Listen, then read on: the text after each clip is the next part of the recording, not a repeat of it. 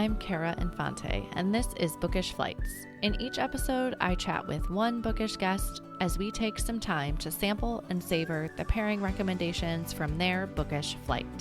We hope to give you suggestions to cultivate your TBR list and nurture your leisure time through books. In today's episode, I am chatting with Kaitlin Cuevas.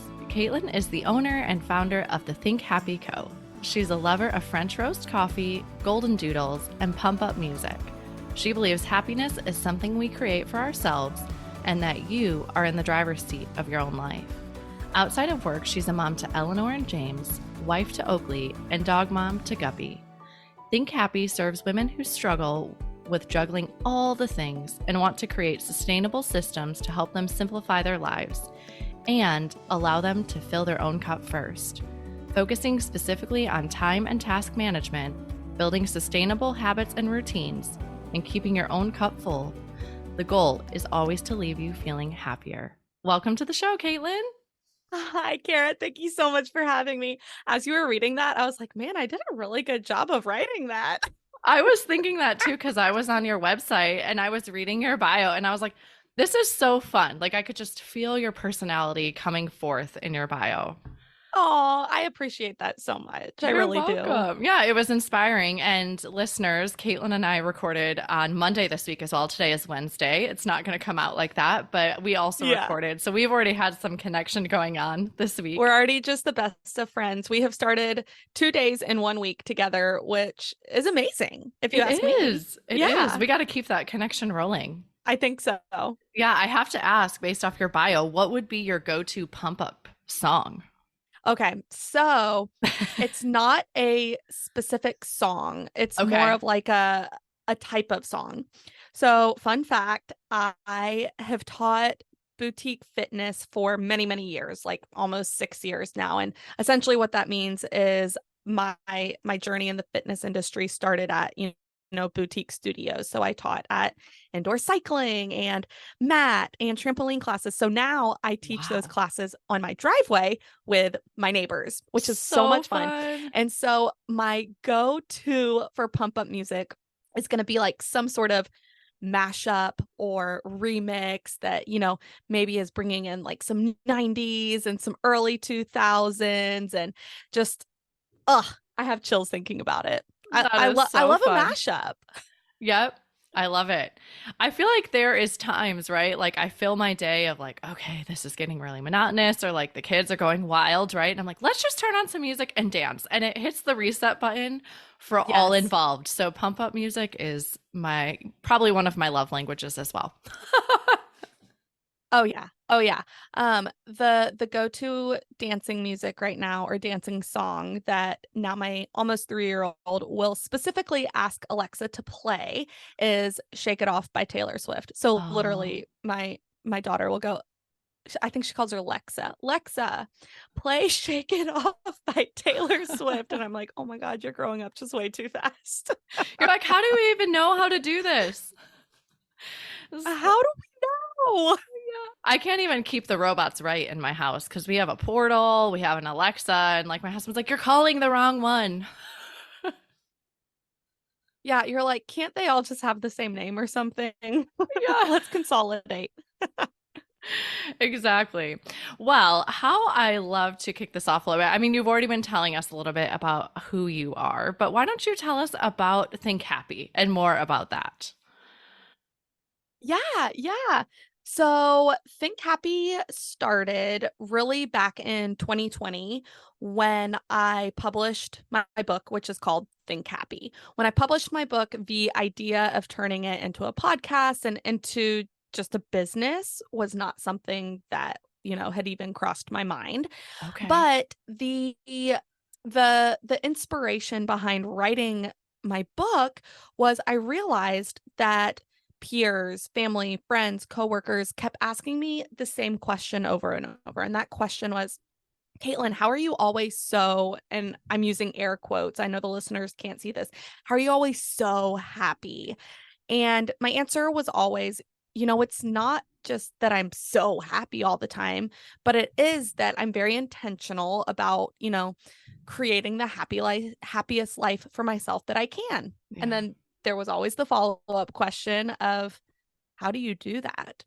And so the book outlines my take on a couple of pillars for how you can, step into the driver's seat of your own life and start getting really intentional about creating the happiest life for yourself. And so now, fast forward, I think it's been like 3.5 years since the book was released.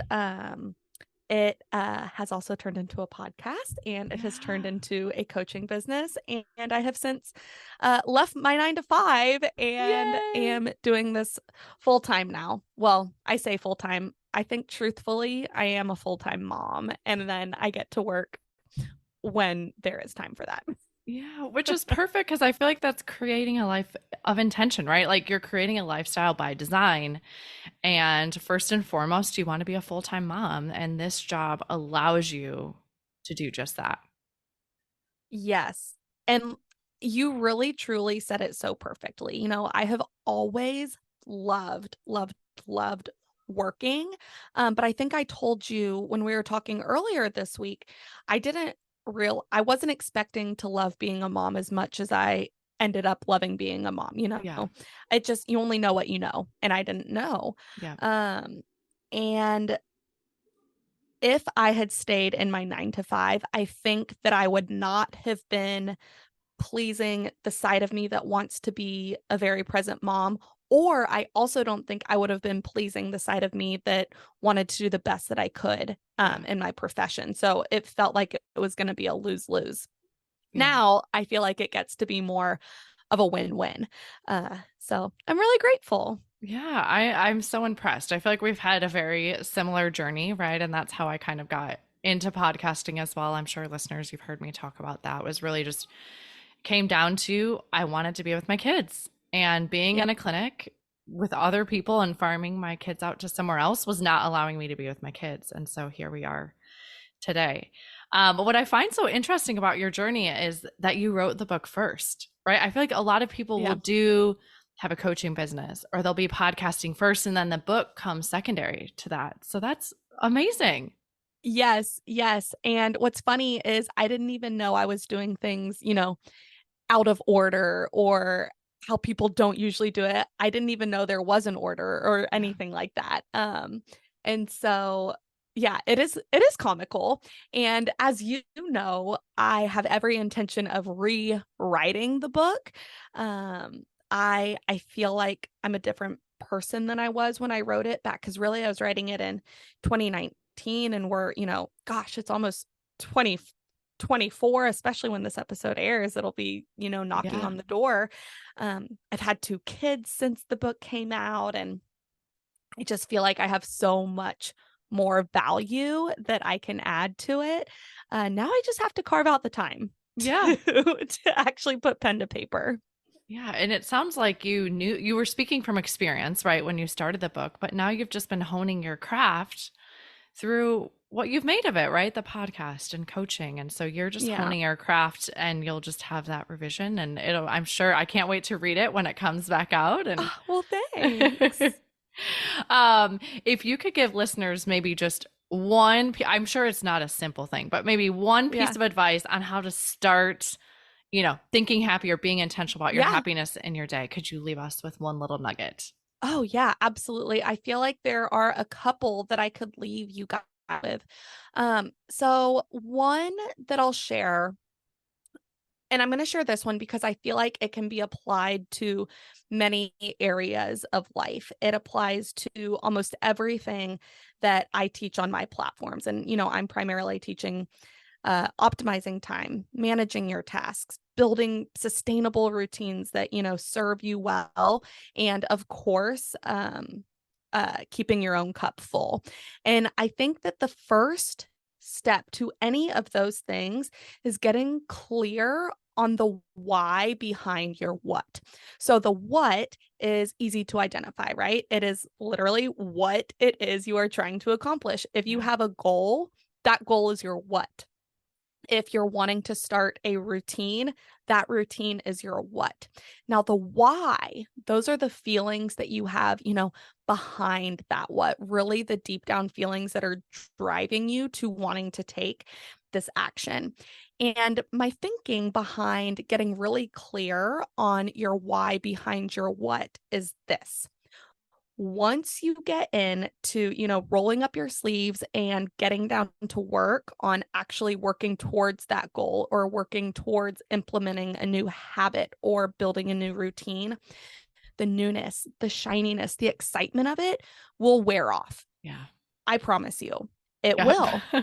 And if you don't have a connection to something deeper inside of you that is encouraging you to push through, feeling stale in it, feeling like there's not the adrenaline that you had, and now your alarm's going off at 5 a.m. to wake up for your new morning routine. And if you don't have those deeper feelings, if you don't have that why, it's going to be so much easier to give up. Yeah. And so I'm really big on sustainability, and I think that having that why helps immensely with sustainability. Okay. All right. So, and having just people dig deeper into what they're Mhm. doing or Exactly. why they're doing that. Yeah, yeah. Do you have people maybe like write it down or keep like I'm thinking like a post-it on your mirror that you see in the morning, Oh, yeah. Yeah, something like that. absolutely. So I don't have a cookie cutter answer for that, Okay. because the way that each of us digests information is different, right?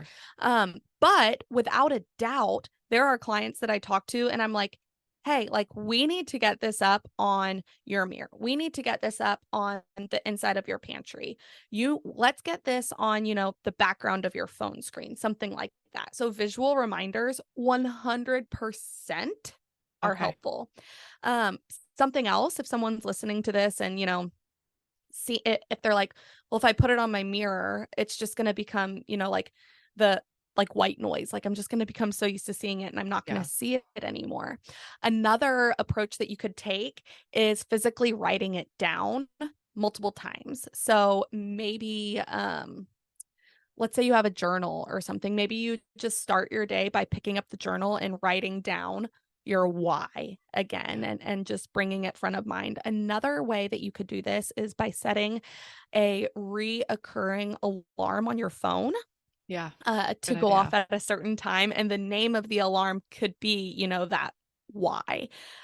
So those are a couple of other Yeah. options. Okay. I really like that. Thank you so much for giving us those tips there.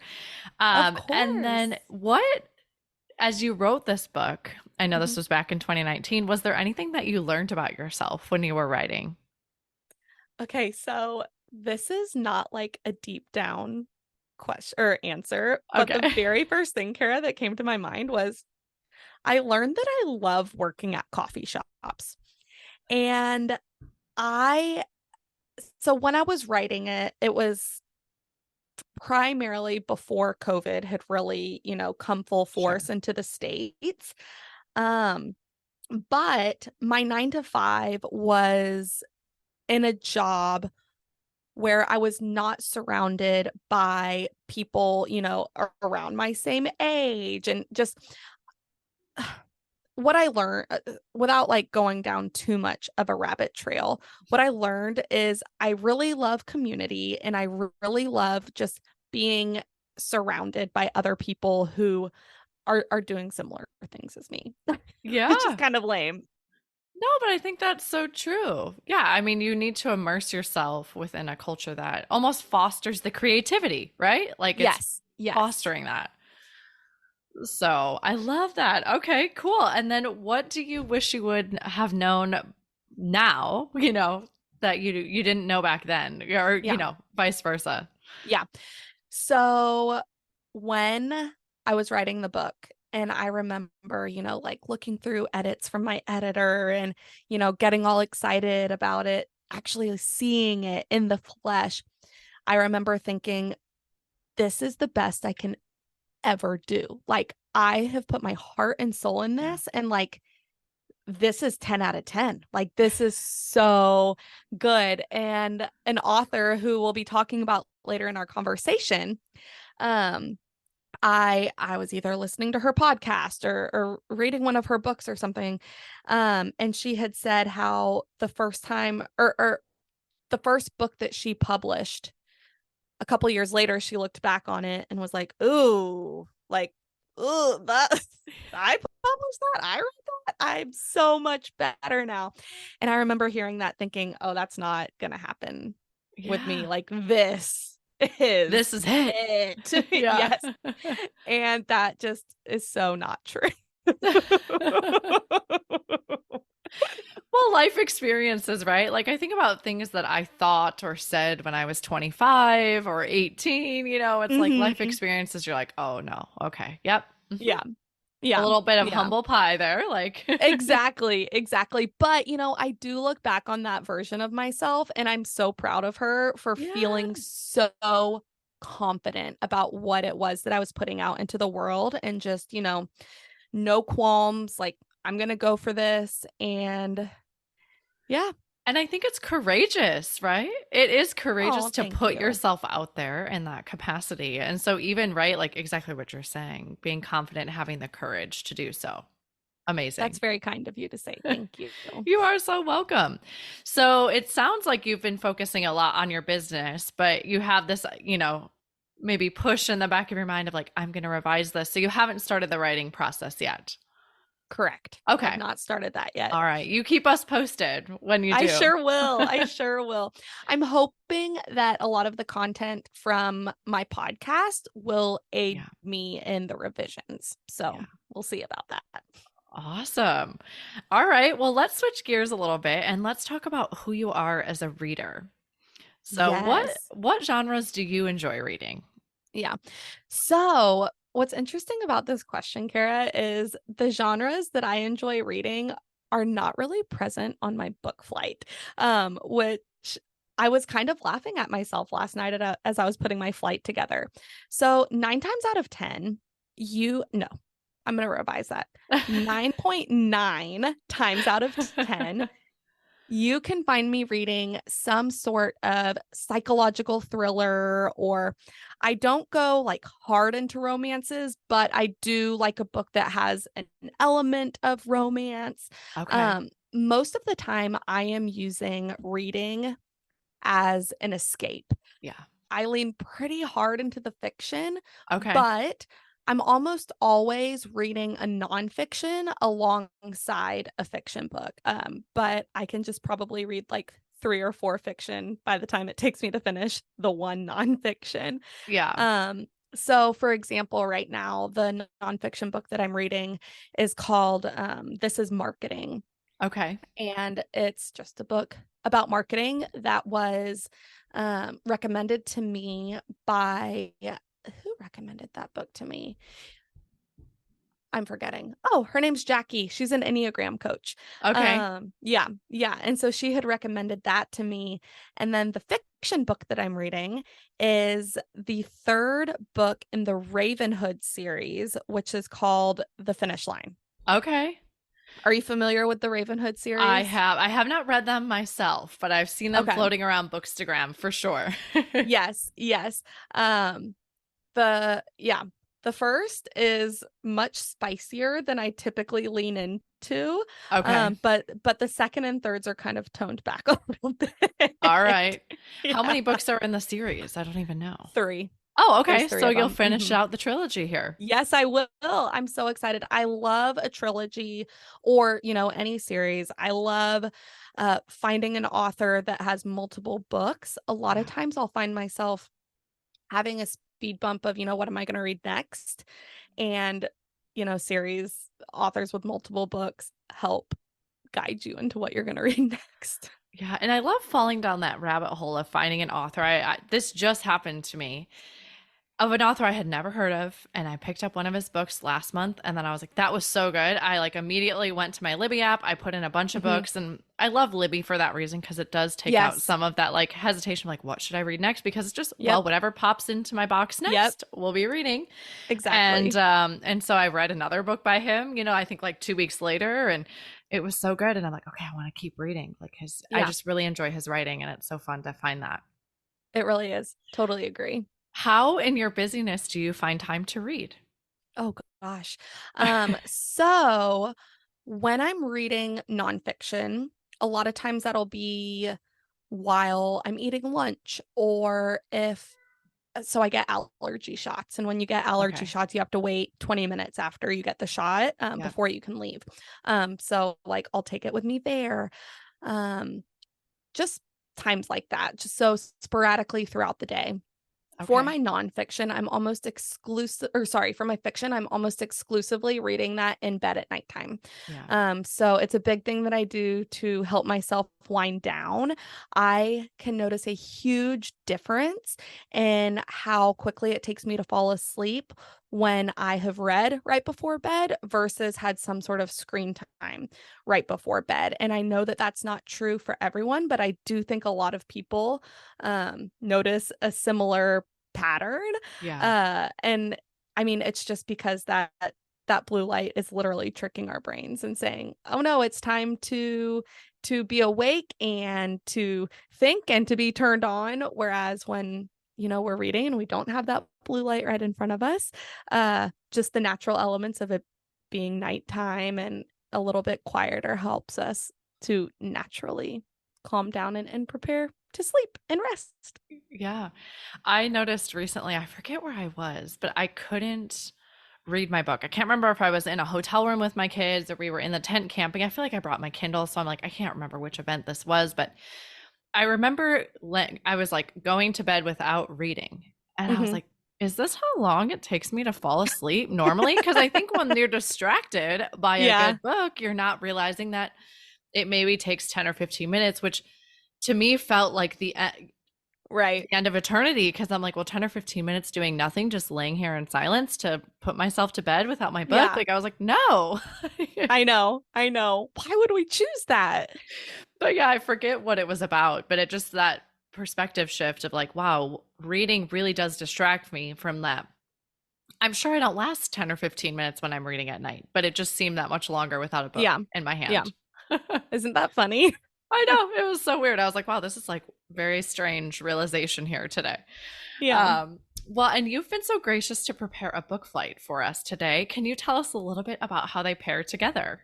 Yes, absolutely. So, as I already said, this book flight does not represent what I'm reading 9.9 times out of 10. Okay. But I had so much fun putting this flight together um because I knew I knew one of the books that I wanted to be on it. Yeah. And then I didn't know the other two books that I was going to land on.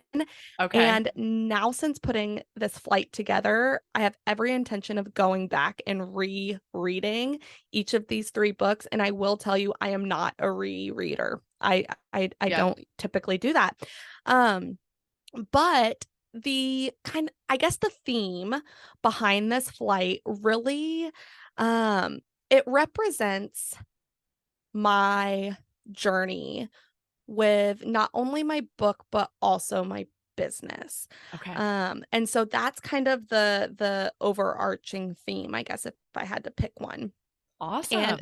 so first I'll tell you my flight, and then if you want to know, I'll tell you the order in which I picked the books, because the flight as I'm going to present it is not in the order that I picked them. Okay. There's a lot of thought behind this, Kara. This is such a fun concept. I just love Yay. this so much. Well, and I Okay. love that you had fun with it too because I've only been in the hot seat once where I've been the guest on my own show. I had my husband interview me way back like in Oh, episode that's 13. awesome. Yeah. And I had two books immediately that I wanted to have in the flight because they're just books I love that I feel like I'm always recommending, like when people come to me Hmm. for books. But then I have the hardest time finding the third book to put in there. I'm like, Right. well, what else like would I put with this? Because I'm like, they all didn't quite fit. And so Yeah. I love that you had some fun with it too. Yeah. No, I really truly did. Um, okay. So the first book in my flight is called The Compound Effect by Darren Hardy. Okay. Okay. So do you want the summary first or why it's in the flight first? Does it matter? Why don't you tell us the summary? Because I feel like then we'll Okay. hear that and then it'll be fun to tie Yeah. it back to why it's in the flight. Yeah. Okay. So if you want to just, grab the bull by the horns and secure your place in the driver's seat of your own life, then this book is sitting there screaming your name at the top of its lungs. So it's all about how you control your own destiny, if I had to sum it up in one sentence. So it essentially maps out a process that you can use that, Darren Hardy says you can use to achieve pretty much anything that you set your mind to. So I was given this book at when I had just started thinking about the idea of turning Think Happy into also a coaching business. Okay. And I was given it at that point, but I did not sit down and read it then. I finally sat down and read it while I was doing some research on some content that I was creating surrounding building sustainable habits and routines. And it includes one of my all-time favorite analogies. I'm a huge analogy girl. And I use this analogy possibly every week, if not every week, multiple times a month. Okay. And that analogy it's another way of looking at inertia, or viewing, momentum that you are building by, like getting the ball rolling and that snowball moving. And the analogy is, when a train is at a standstill, it's very easy for it to stay at that standstill. Most of the time, there's just like a wedge under some of the wheels, right? Sure. Well, when the train goes to get started, the wedge comes out and it takes a lot of energy and even time for that train to get up and running and then to get to speed.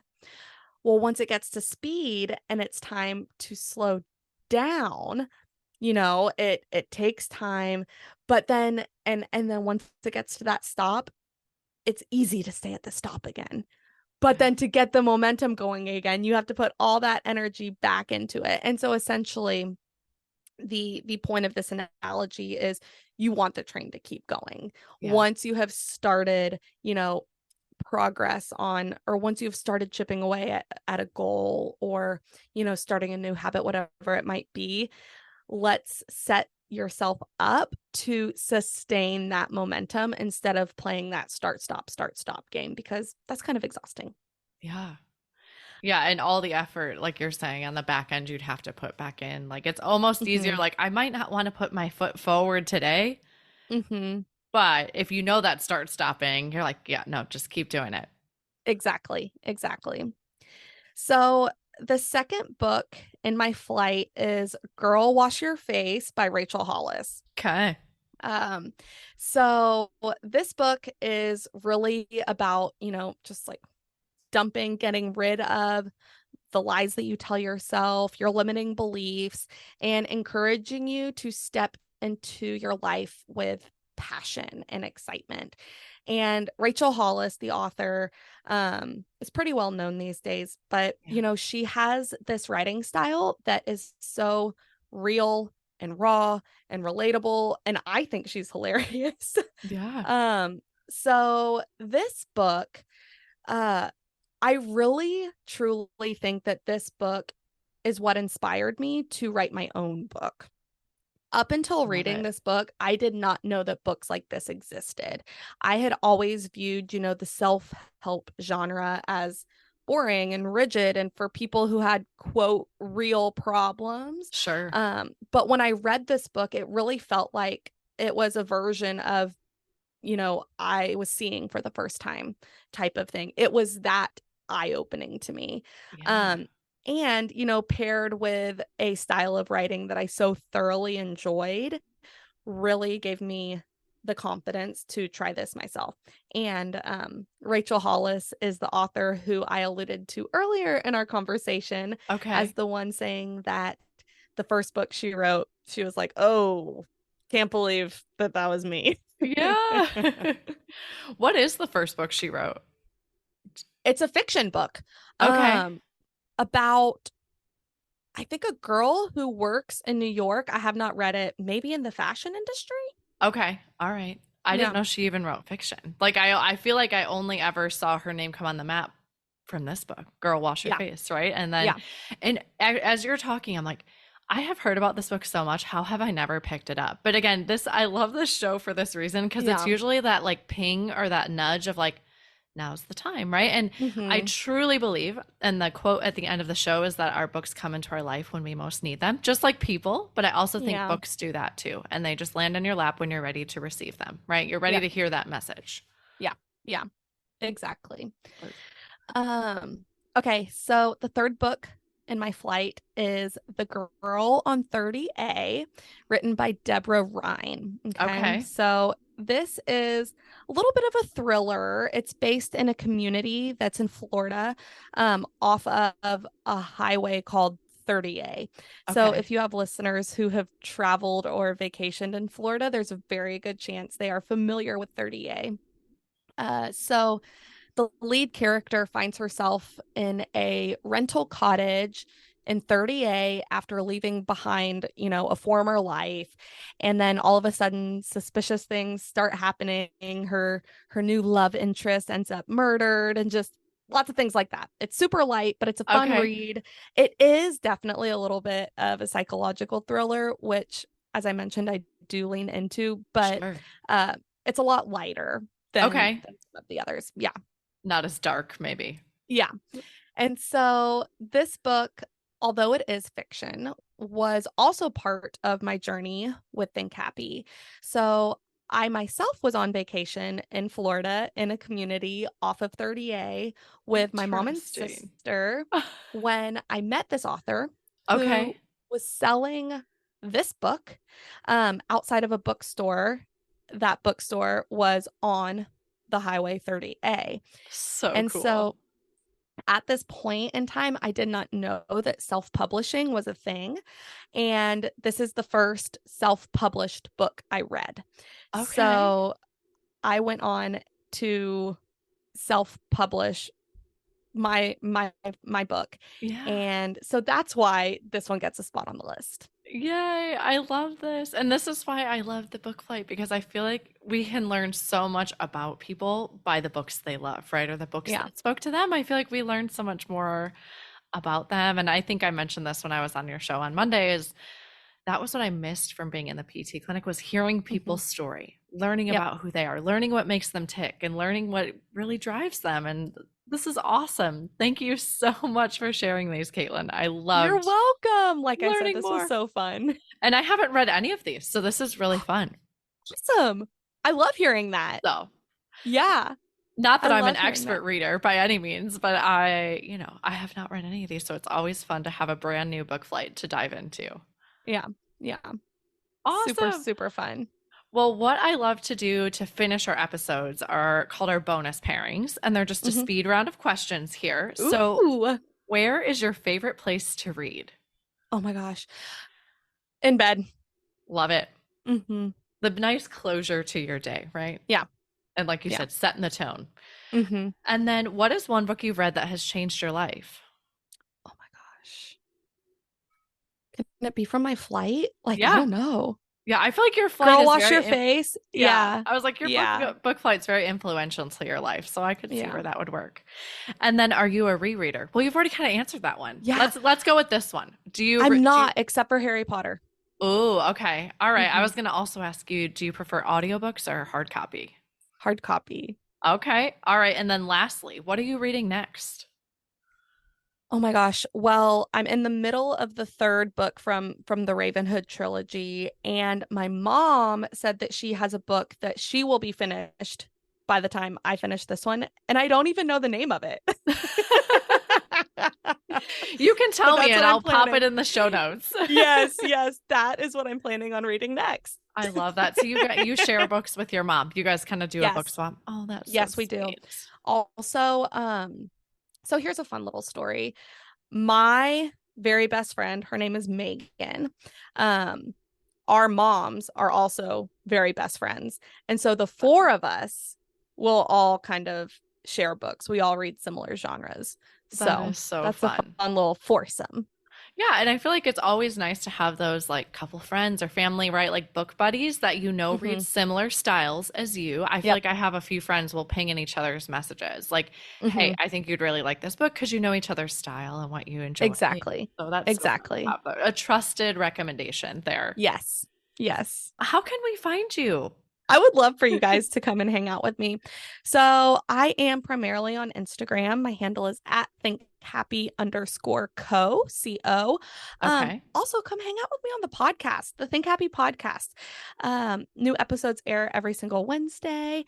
Kara's episode is going to be, actually, I can tell you exactly what the episode number will be. I do a Wednesday episode drop too. So yes. Kara's episodes will be episode 113 and 114. Woohoo! So come find her there. And yeah, those are the best ways to find me and hang out. My website, thinkhappyco.com, also a great resource. Okay. Well, thank you so much for coming on the show today. I know your time is precious and I appreciate all that you've given me. Well, thank you for having me. And thank you to the listeners for just giving me some ear space. Absolutely.